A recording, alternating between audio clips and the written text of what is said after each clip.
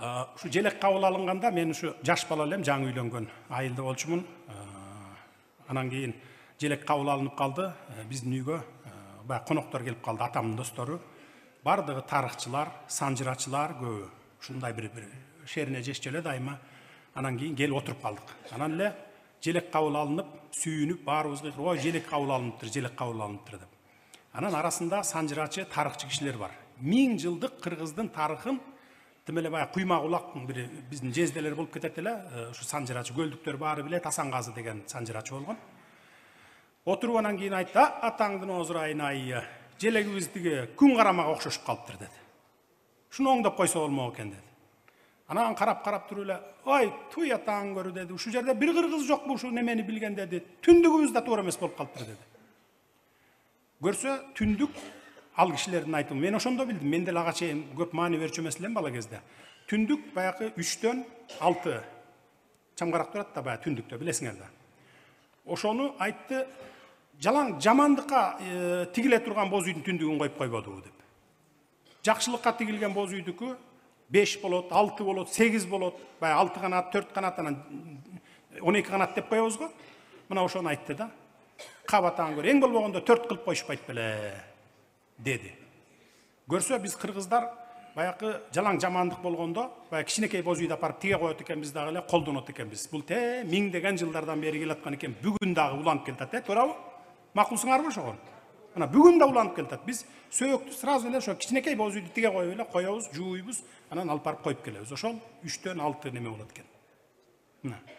А чоң боз үйлөр баягы байлар, бийлер, хандар жашаган, анан баягы кыргыз өзү баягы салтты карайбыз да, жакшынакай кылып алып жашайбыз боз үйлөрдү ушундай.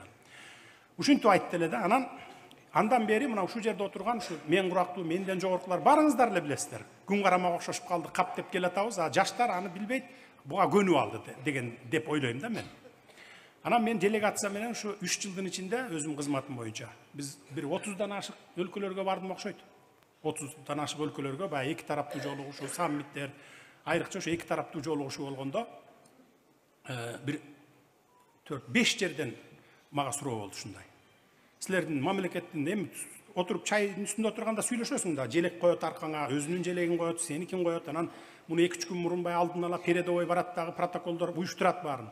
Анан ошол жерде талкуу болот. Анан менден сурап атпайбы, силер өлкөңөрдүн приоритети эмне? Айыл чарбасыбы, семичке өндүрүп май чыгарасыңарбы көбүнчө деп. А мен сразу эле түшүндүм, желек жөнүндө болот. Бул эми кичине катачылыгы менен кабыл алынып калган, эми муну оңдоп түзөп койсок болот деп эле айтам. Жок, биздики кен байлык, завод, фабрика, дыйканчылык менен деп анан кийин түшүндүрөм. Анан ошондон кийин анан келдим дагы Нурлан Шакиевке, спикерге. Мен айттым: "Нурлан, ушундай болуп атат. Эми желекти мындай оңдоп түзөтүү, киргизүү менин компетенцияма кирбейт. Жогорку кеңештин компетенциясы. Авторлорун чакырып, көрүп, кеңешип, балким ушу күндүн нурун кичине түздөп, анан баягы боз үйдүн түндүгүн бир 4кө көбөйтүп койбойсуңарбы?" деп мен сурандым. Ошон үчүн Нурлан Шакиевди тепкилебегиле, мына мени тепкилегиле. Азыртадан баштап.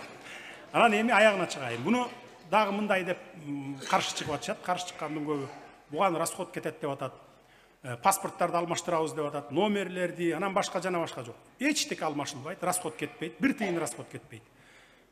Биз 30 жылдын ичинде 6 жолу паспорт алмаштырдык. 5-6 жолу. Эски паспорттун мөөнөт өткөнчө чейин иштейт. Жаңы берилген паспорттарга гана жаңы менен кете берет. Бул дүйнө жүзүндө 190 өлкөгө бизден электрондуу варианты жөнөтүлөт. Эски паспорт мөөнөт өткөнгө чейин жарактуу, а жаңы паспортубуз могу деп. Бүттү, эч кандай чет өлкөгө чыгасыңбы, мамлекеттин ичинде жүрөсүңбү, паспорт алмашылбайт.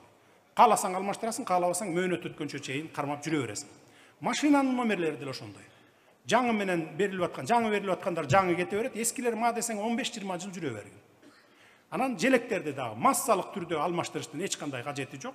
Жаңы баягы чет өлкөдөгү гана өкүлчүлүктөрүбүзгө, анан область, министрликтерге өзгөртүп койсок болот. Ага деле көп расход кетпейт. Мен баягы Нурланбек мырза айтып калбадыбы, спонсорлор бар, өзүлөрү эле эметип койту. Аны мен айттым эле, май ошончолук эле бир 50-60 желекти мен эле зарплатаман деле алмаштырып берип коеюнчу депчи. Ошентип мен эле спонсорлук кылып берип коеюнчу, ошо мамлекеттин бир тыйынын кетирбей эле коелу деп.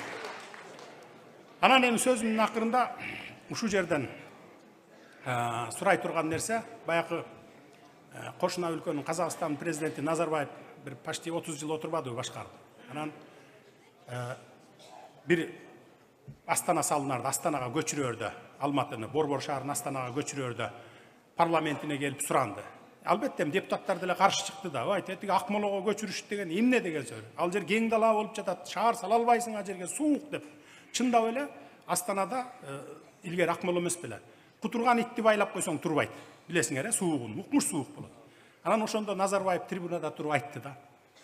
Урматтуу эл журтум деди. Мен деле бир нерсени ойлонуп атсам керек эми. Бүгүн туулган күнүм экен, ошого bir белек катары макул болуп койгулачы деп суранды да. Казак парламенти ошондо макул болду бардыгы. 90-95% макул болуп колдоп берди. Азыр мына Астананы карагыла. Дүйнөнүн эң алдыңкы шаарларынын бири болуп катарына кирип отурат. Эми мен Борборду көчүрөм, бир шаар салам башка жакка деп суранган жокмун. Эми ушу желекти оңдогонго мени бир колдоп берип эле койгулачы эми. Мен силердин сураны чыгардым баарын колдоп атам. Суранбаган нерсеңерди колдоп берип атам. Эми мен бир суранычым ушу желекти оңдоп түздөп эле киргизип коелу. Эч кандай өзгөрбөйт желек. Оңдотуу, түздөтүү гана кирилет да. Болду, желек ошол эле ойдон калат. Биз башка көк кылып аткан жокпуз, ак кылып аткан жокпуз. Боргону кичине оңдоо түзөө эле киргизип коюп атабыз. Колдойсуздарбы? Рахмат. Чоң рахмат.